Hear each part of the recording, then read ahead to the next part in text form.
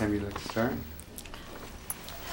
Good morning, Roger, and welcome to our project. We're going to begin by having you give us your first name and then spell it so that they can get the spelling correct back here.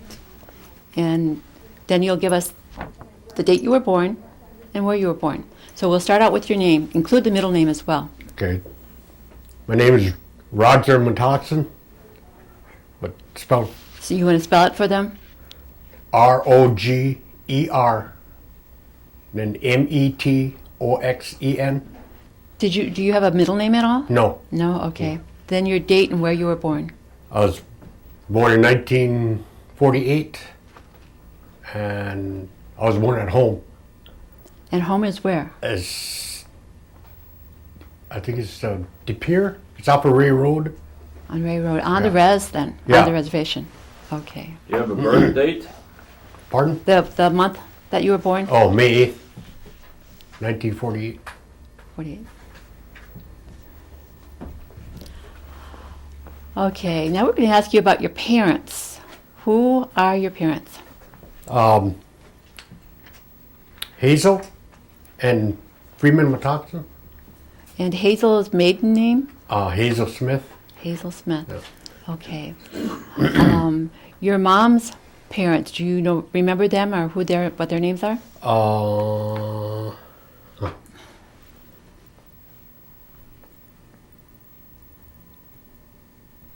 I can't remember. You can't remember. How about your dad? Do you remember your dad's William parents? Metoxen, William and his wife? Mary. Mary? William and Mary. Do you remember any of the great-grandparents at all? No. No? Just William and Mary. Yep. Do you remember the other grandparents on your mom's side? Can you see them in your mind at all? Yeah. Okay. Did they live close around by where you lived here in the res, or Now? then, when you were growing up? No. No? Okay. What do you remember your mom and dad talking about in terms of where they went to school or if they went to school? I think my mom went to Toma, and I don't know. It's like, I guess she told me that they were they were very strict Strict. school. Right. So Yeah. Did she say why at all? Anything about the language or what they had to do? no. No. Okay. And your grandpa, did he go to the boarding school as well, or was he a farmer, or do you remember what he did? I believe he said he was in a logging Okay. business. Right. Had the 2 horses, and they hauled lumber with the old sled. Okay. So that's Did you go visit them when you were a Yes. youngster? yes. William and Mary, you went to visit. Yes. And then on your mom's side, did you go visit those grandparents Yes. as well? Yeah. Do you know if they were farmers or what they did? I think my mom's dad owned a store, a grocery store, and he ran a lumber mill, and I guess financially he was kind of well off. Okay. He made a lot of money. So Okay. But you don't remember him as well as William? no, I never. Okay. This, this is my mom's side. So Right. so Okay. Let's go to your sisters and brothers. You told me you had a big family. So if you can start at the very beginning and see if you can work your way down and Okay. fit yourself in there. okay. My oldest brother was Gordon. He was in the Air Force, and he passed away at St. Mary's. From what they don't know. And then my next brother is Dewey. He was in the Navy, and right now he lives in Chicago. Okay. And then Gary, he was in the Navy, and he lives right down the road from me. So, and then Ronnie, he was in Marines, and he lives in Little Chute. Okay. And then Michael, he was in the Air Force, and he lives in Kansas City, Missouri. Okay. And then there was Freeman Jr., he was in the Navy, and he passed away in a car accident in Minnesota. And then there's my brother Alan, he was in the Marines and the Army. And he's in Kansas City. And then there's myself. I was in the Army. I'm a Vietnam veteran. And then there's my 2 sisters. Rosemary, she's under me, and she lives in Kokana. And then the baby girl, she's lives in California. And Okay. That's a big family. You have a whole platoon all on your own there. Yeah. Okay. What was life like growing up when you were a kid? It's a lot of kids to feed. Okay, we were born and raised off the reservation, and we lived in a 13-room farmhouse, Okay. and we went to a grade school out in the country for I think 63 is when I graduated, and I went to high school. But like we had the outdoor Plumbing? outhouse. Oh yeah, lots of us Yeah, did. and then we had to haul. We had to haul water from in those milk cans. Right. Yeah, and then we had to chop our own wood, and we had a wood stove and an oil furnace. So, and the house was cold. So. Did you read by those hurricane lamps that they used to have? No. No? You had electricity? Yeah. Okay. And Where was this 13-room house? Was that in De Pere or close by the res? it was towards Freedom. Okay. I can't even remember the road. I think it was off of Vine Road. Okay. So it wasn't that far. No. And then, well, I was born in off of Ray Road, and I think that's a De Pere address. It is. And it was a partial log cabin, Okay. and I don't remember too much about that, but we had to go down the car and get water from a little farmhouse, Okay. and that's pretty much what I remember about that house. Do you remember what your mom and dad did? Where your dad worked, and if your mom was a stay-at-home mom? I think my dad used to work at a machine shop, Linquist, I think. Okay. I think that's in De Pere.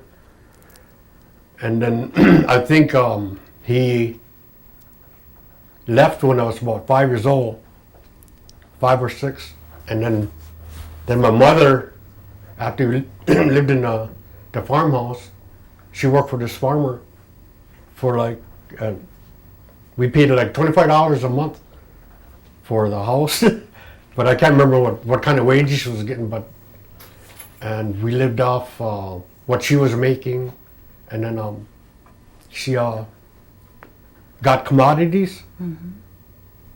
and then She's a pretty strong lady. yeah, to raise 11 Yeah. kids. Yeah. And Did she can during the summer months? Yes, I believe she did. She like tomatoes and pickles, and then when she bought groceries, she'd buy it like in bulk, so that'd feed all the kids.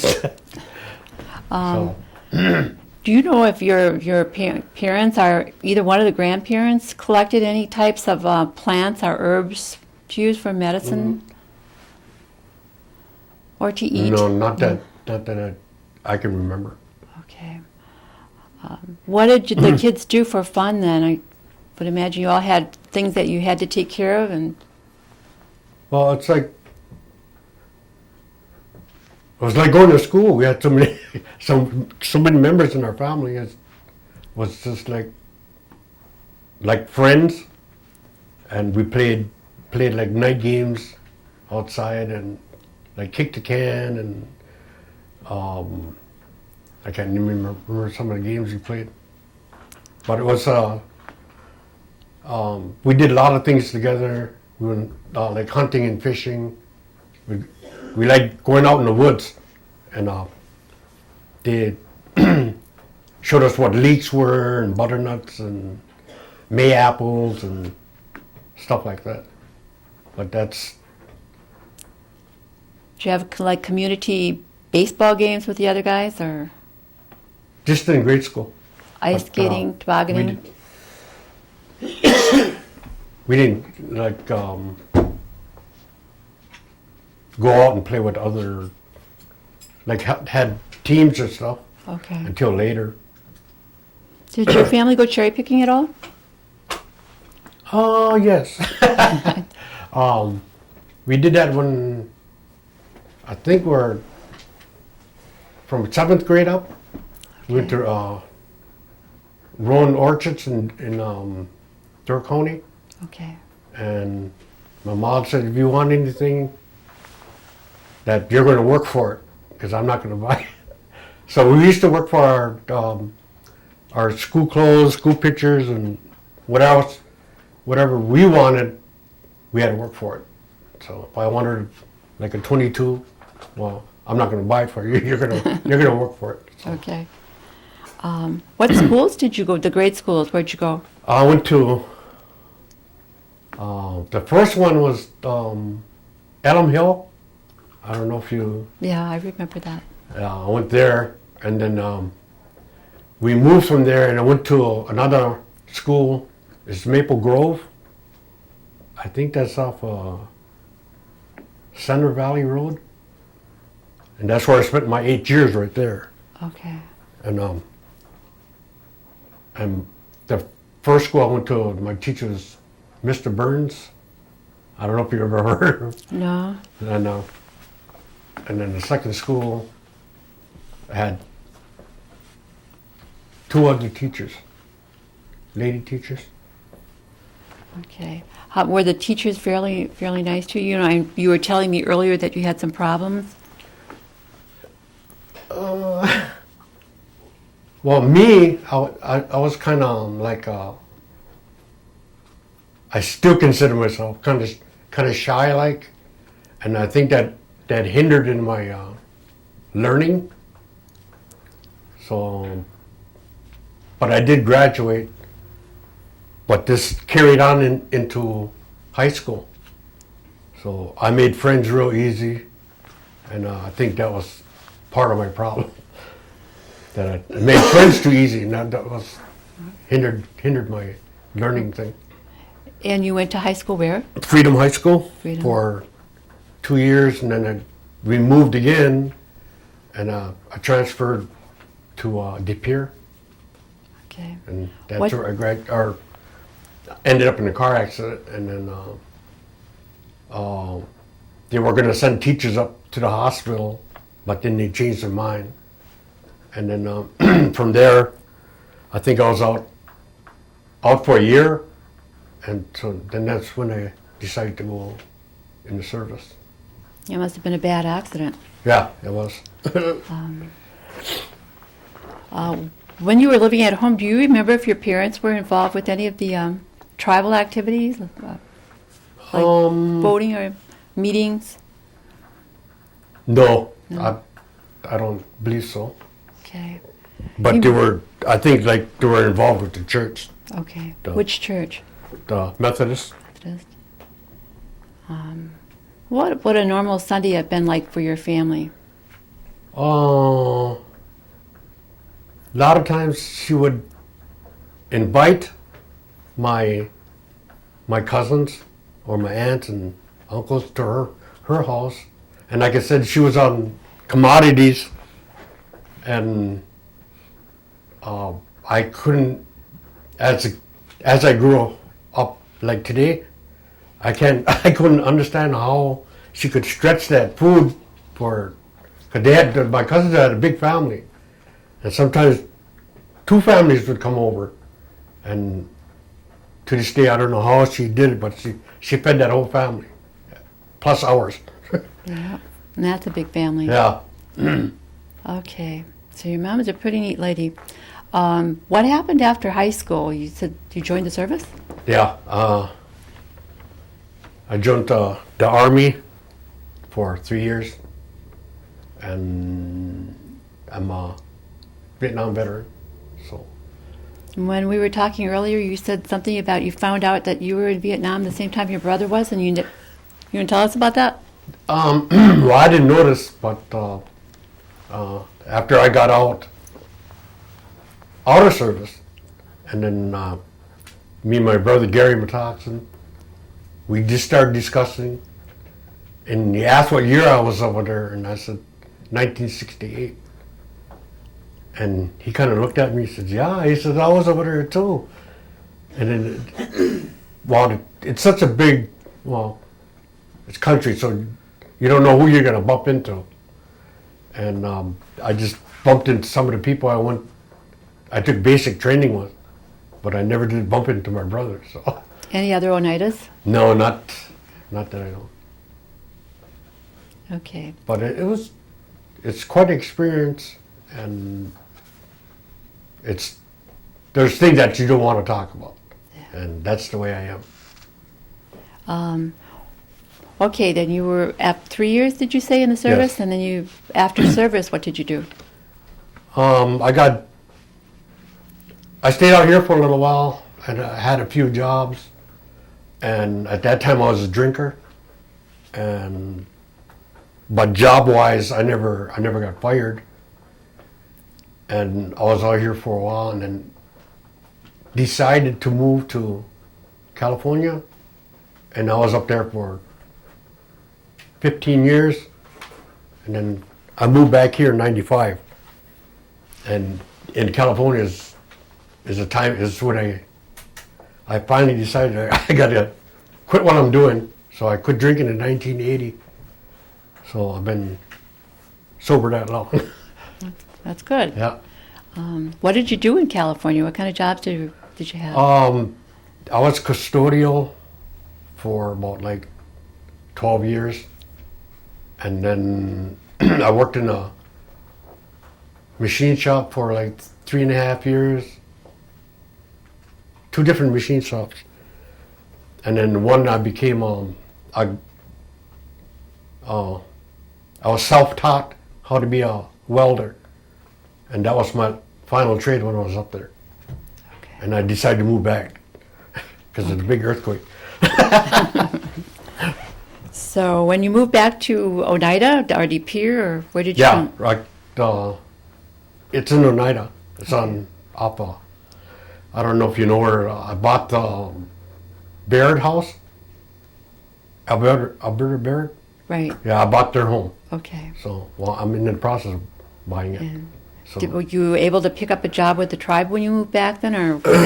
yeah, this is the first time I ever worked with the tribe. All my jobs were off the res. And yeah, this is the first one I had. When did you start working with the tribe? In '01, Okay. in July.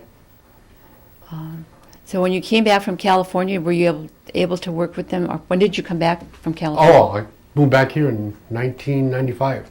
Okay. So I rested a little bit before I ventured out to. In this Find a process of job. everything, did you end up getting married at all, or No. no? You're a single guy, huh? Oh, I'm sorry. I take that back. Yeah, I was married to Gail Ellis, Gail, yep. and that's when I was still having problems. So that ended up in divorce. And before I married her, I was married to a foster from Freedom. Okay. And that was also a divorce because I was drinking too.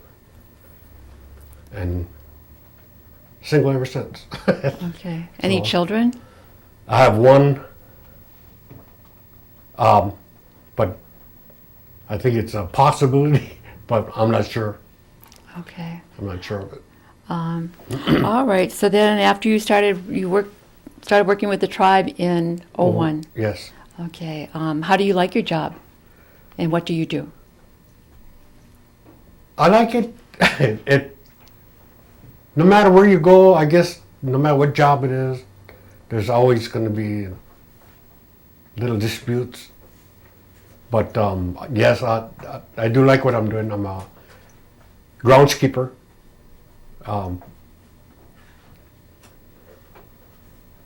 For now, that's what Okay. I'm a groundskeeper. Are you involved with any of the tribal politics at all, or voting or meetings? No. No. Because that's first time. All this is new to me. They didn't even. I mean, the casino and everything. We had nothing when I left here. We didn't have the casino. Then when I come back here, you want to go to the casino? I said, casino. And then turtle schools and none of that was here when I left. So Lots of changes. yeah, a lot of changes for me. It was different. Are you familiar with the land claims at all? And if you are, what is your feeling about them? The land claims. The New York land claims? That's where you got the. Oh, I heard that's where Kid. little kids. And I mean, it's kind of difficult. Why do you go through all these disputes and why they can't settle and that they can't. The people that are living on the land now, they can't. You don't just kick them off and say, "Hey, you're off," and like I say, this is all new to me because I didn't. As I grown up, I went to some of the meetings about the land claims. What? I said, "Well, here I am, this old now," and I heard it's in seven, and they hadn't made it a settlement yet. So, Think it'll ever happen?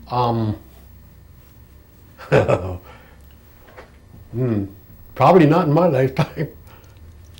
Do you remember if your mom and dad ever talked about a 52-cent check that came from the government? No. No. Okay.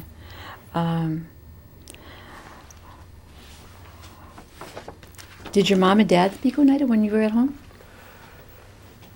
No. I think my grandpa spoke a little, but they said they lost a lot of it coming down through the years. But they spoke it to each other, but not fluently. It was just a. Okay. When we talked earlier about the Episcopal or the Methodist Church. Mhm. Did your family members ever go hoyaning? Yes, I did too. And that was. I didn't know what it was all about, but it was. To me, it was like trick or treat. So, same kind of. Okay, what do you do for fun, for your recreation? Me, I'm a fisherman. I like to go fish. That's just about all I do. It's always been a pastime since I was a kid. Okay. I always liked to fish. Okay, we talked about how things changed. That you were gone for what, 15 years? Yeah. And you want to mention some of the biggest changes that you saw? I think you mentioned the casino was one Yeah, of the them. casino, the turtle school, and they didn't even have the post offices and all that. That wasn't even here when I was still here. Do you and use the that's- health center at all? Pardon? Do you use the health center at all? Yeah, yeah, all that none of that was here, so that was all new to me. And So they tell you how you can benefit from it, and so. What does it mean to you to be Oneida? I'm proud to be Oneida. It's you hear a lot of stories about what do you call it? Discrimination, how they discriminate between people, and actually we weren't born and raised like that, because my mom was a Christian. She said, I don't care who you meet, you should always be friendly to them, and that's where we were raised, in that manner, and but yes, I'm proud to be on that. Oneida. Okay. What is your feeling about being an elder? Old? No, I feel like that I can benefit from it. Still, like, I still don't know what's all going on. Like, I have to sign some papers that I am an elder, and you can, like I said, you can benefit from. I get free fishing license now, and things are cheaper. Like if you want to go to Powell and stuff. But as far as I don't think nobody likes to grow old, but it comes. You have to. It comes with time. Okay. What do you think sovereignty, or what does sovereignty mean to you?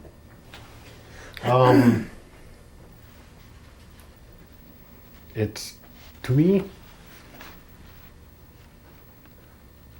I believe it's that you can run your own government, and you shouldn't have to have outside help, but I guess it's not always like that, but that's what I get out of it. Okay. Earlier, I was asking you about some of the stories that your family might have told in terms of ghost stories or witch stories, and we had started talking about when we were interrupted. You want to share that with us? The one that my mom was told me about was the one about the man. He was in the dance. I believe it was Skylar's. I'm not sure, but they were in this dance hall, and this real good-looking guy came in there, and all the girls were looking at him and so, man, he's good-looking. And then somehow they were dancing. I guess they gazed down, and they found out he had hoof feet, and then that's all the parts she got. She didn't say if the girls ran out or whatever. But that's the one she told me about. Yeah, that's a pretty common. As for myself, Yeah. I haven't really seen anything. I don't know if it's good or bad. Okay. When your video goes to the museum, you think about kids that might watch it or other people that might watch it, future generations. What is a message that you would like to leave them with?